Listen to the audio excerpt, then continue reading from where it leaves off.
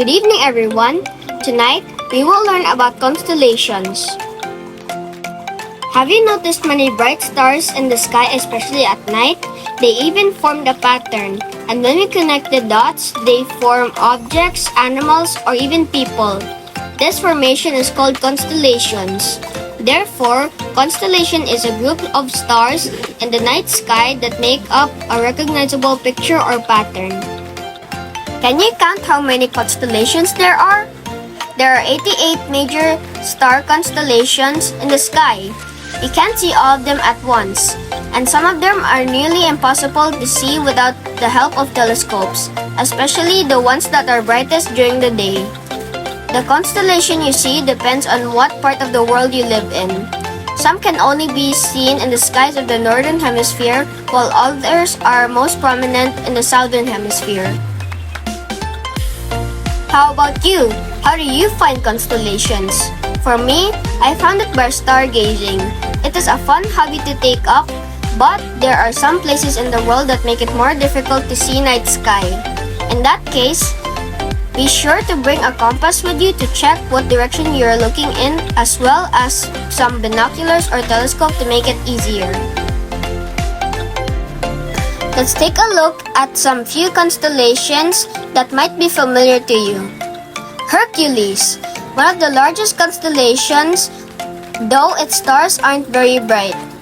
Orion, one of the most recognizable constellations in the night sky. Orion was named for the hunter in Greek mythology by the same name. Some archaeologists think that the oldest known representation of this constellation dates back 32,000 years ago to a mammoth ivory carving found in a cave in Germany. Inside the constellation of Orion is a small set of 3 stars in a line. This is called Orion's belt because, as the name suggests, it looks like a belt. Pegasus, a constellation in the northern sky. It is named for the winged horse in Greek mythology, and it is made up of a square set of 4 stars, with others surrounding it. The number of stars you can see inside this square tells you how clear the night sky is. Ursa Major, also known as the Great Bear, is the 3rd largest of the known constellations.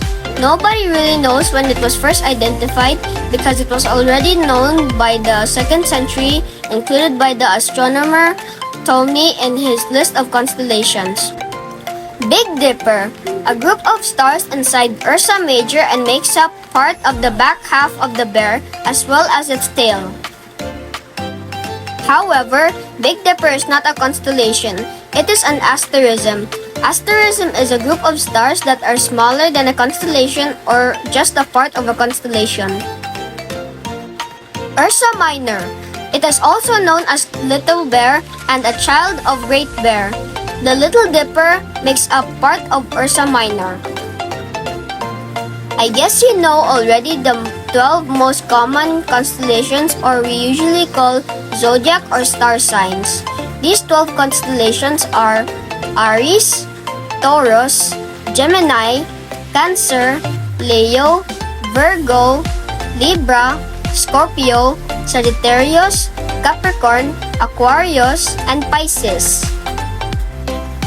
What is constellation used for? It is used for navigation.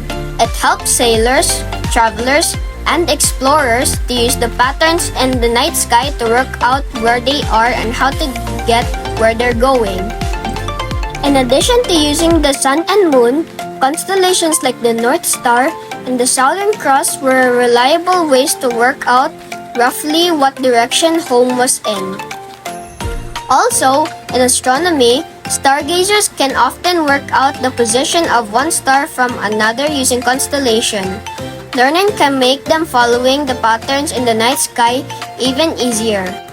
How about you? What is your favorite constellation?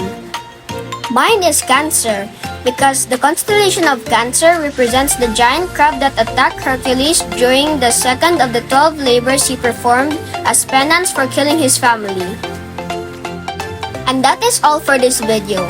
I am Zandro Shun Gabriel B, Alia, Grade 5, Section Aquarius under the advisory of Mrs. Ann Pagayon from Tomas Cabili Central School.